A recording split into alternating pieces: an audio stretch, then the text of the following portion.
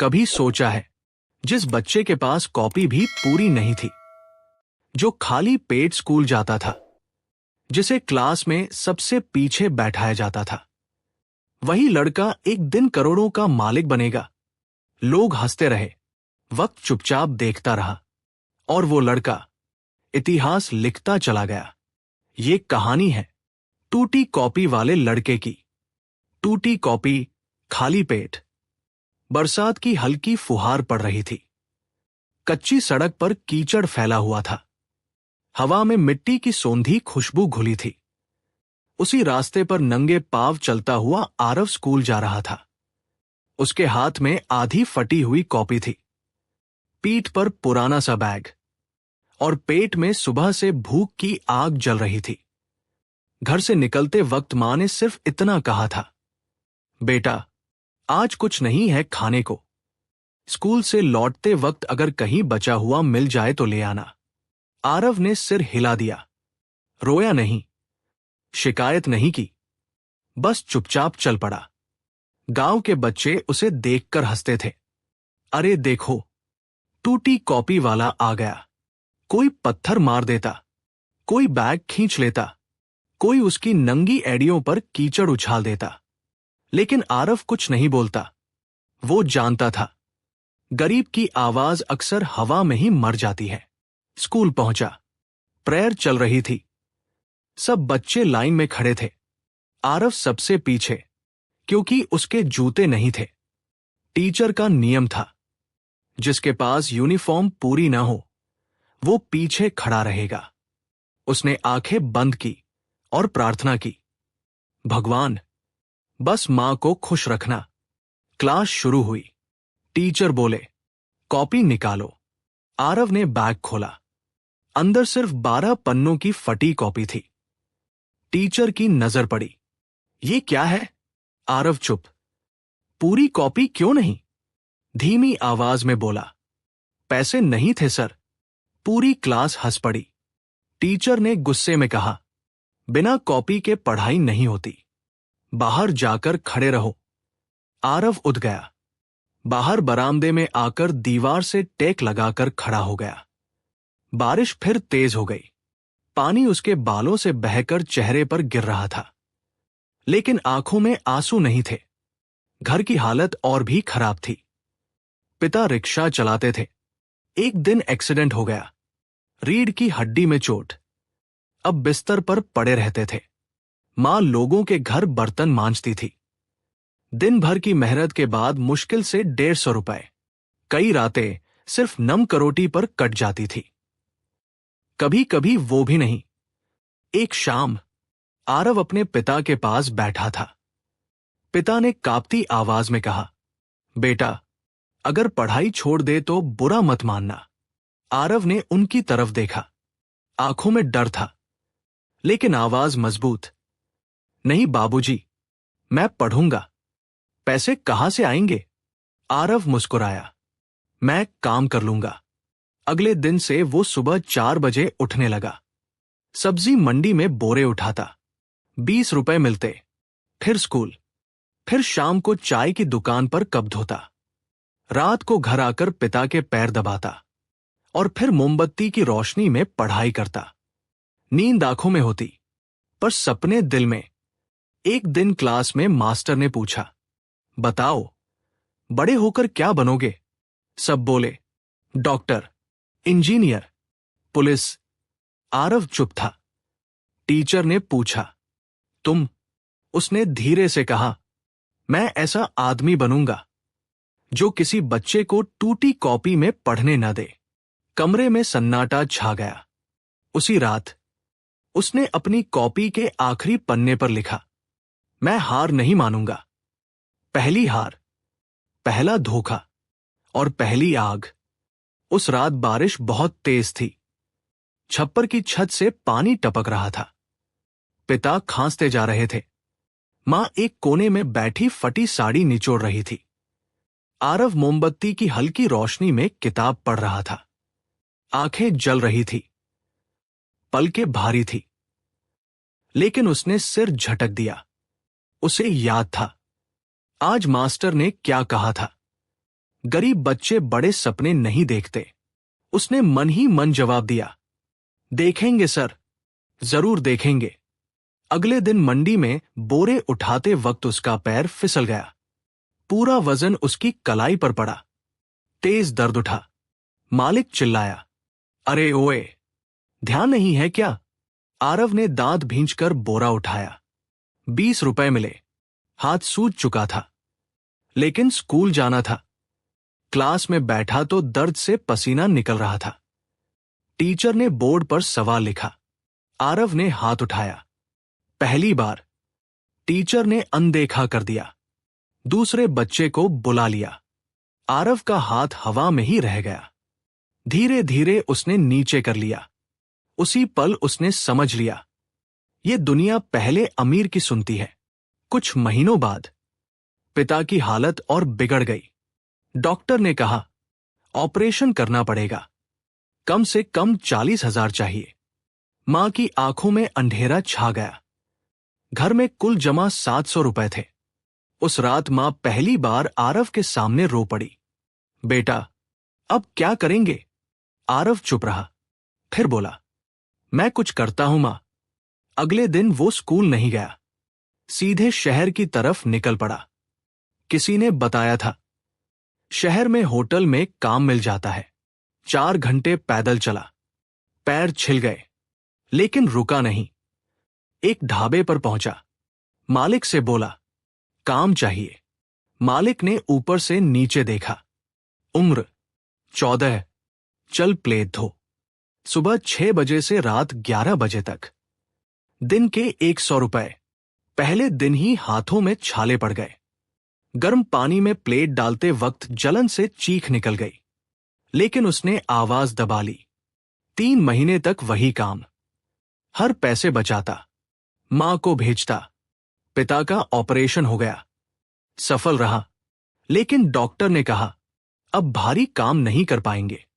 मतलब घर की पूरी जिम्मेदारी अब आरव पर थी। एक दिन ढाबे का मालिक बोला, आज ज्यादा ग्राहक हैं, जल्दी कर। आरव भागदौड़ में फिसल गया। दाल की पूरी बाल्टी उसके ऊपर गिर गई। मालिक भड़क उठा, नालायक, 500 का नुकसान किया। आरव कांपते हुए बोला, माफ कर दो मालिक। लेकिन मालिक ने सीधे थप्पड़ मार दिया। पूरा ढाबा चुप हो गया। आरव की आंखें भर आई, लेकिन आंसू नहीं गिरे। उसने एप्रन उतारा, धीरे से बोला, मैं अब यहां काम नहीं करूंगा, और बाहर निकल गया। जेब में सिर्फ 80 रुपए थे। वो रात फुटपाथ पर कटी। सिर के नीचे ईंट रखकर सोया। ठंड लग रही थी। भूख से पेट ऐंठ रहा था। आसमान की तरफ देखकर बुदबुदाया, भगवान, क्या यही मेरी औकात है? सुबह उठा, पास से गुजरते अखबार वाले से टूटा हुआ अखबार मांगा। उसमें नौकरी के विज्ञापन देखे। एक छोटा सा ऐड था, ऑफिस बॉय चाहिए। वो पता लेकर पहुंचा। एक बिल्डिंग की 3री मंजिल। अंदर घुसा। सूट पहने लोग, ऐसी की ठंडी हवा। उसका गीला कुर्ता शरीर से चिपका हुआ था। मैनेजर ने पूछा, पढ़ाई? 8वीं। अंग्रेजी आती है? आरव चुप। मैनेजर ने फाइल बंद कर दी। हम पढ़े लिखे लड़के रखते हैं। दरवाजा बंद। सीढ़ियां उतरते हुए उसकी आंखों से पहली बार आंसू निकले। सीधे जमीन पर गिर पड़े। सीना फटने लगा। लेकिन तभी किसी ने कंधे पर हाथ रखा। पीछे मुड़ा। एक बुजुर्ग आदमी था। सादा कपड़े, सफेद बाल।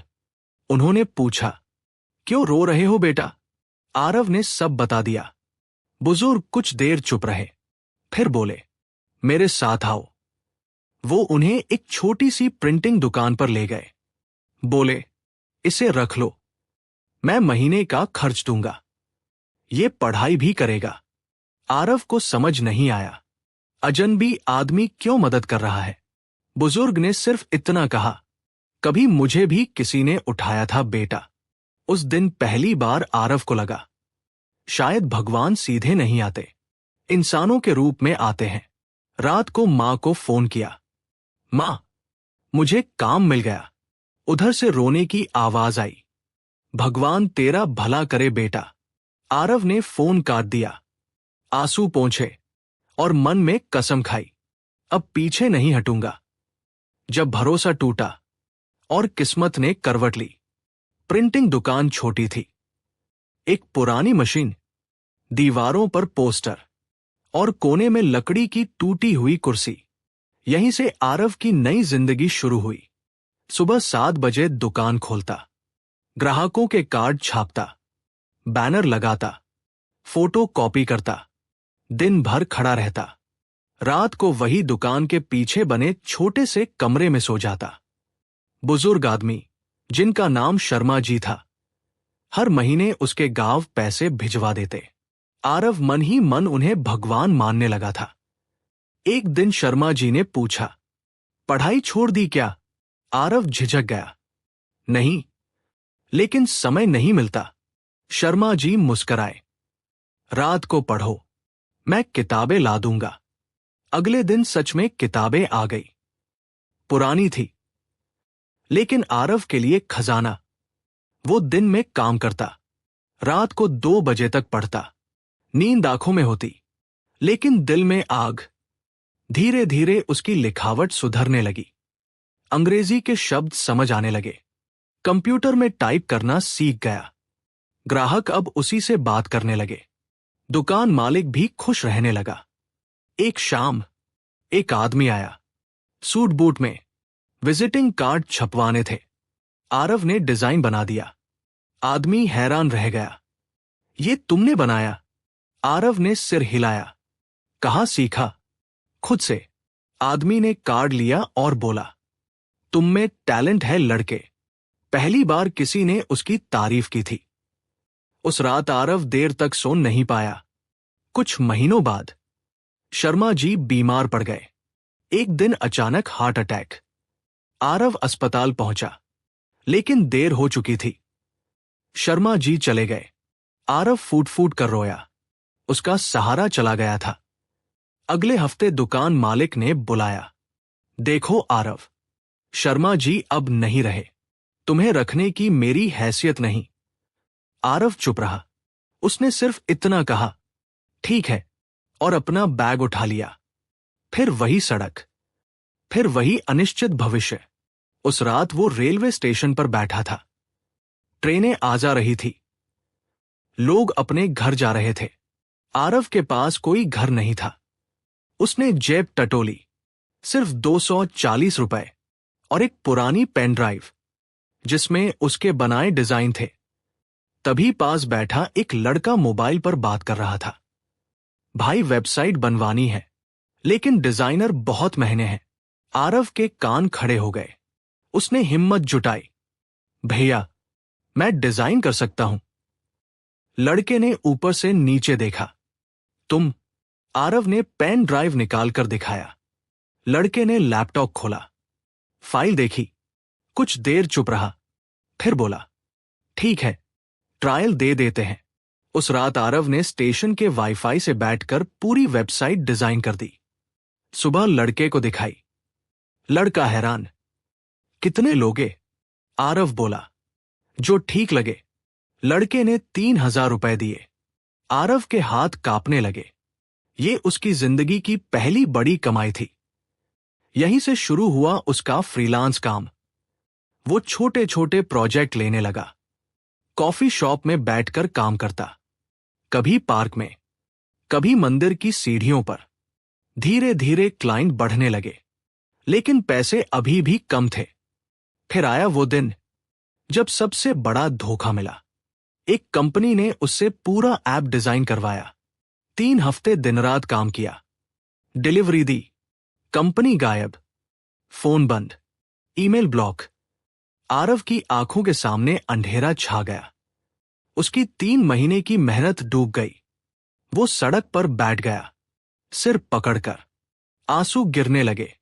लोग गुजरते रहे, किसी ने नहीं पूछा।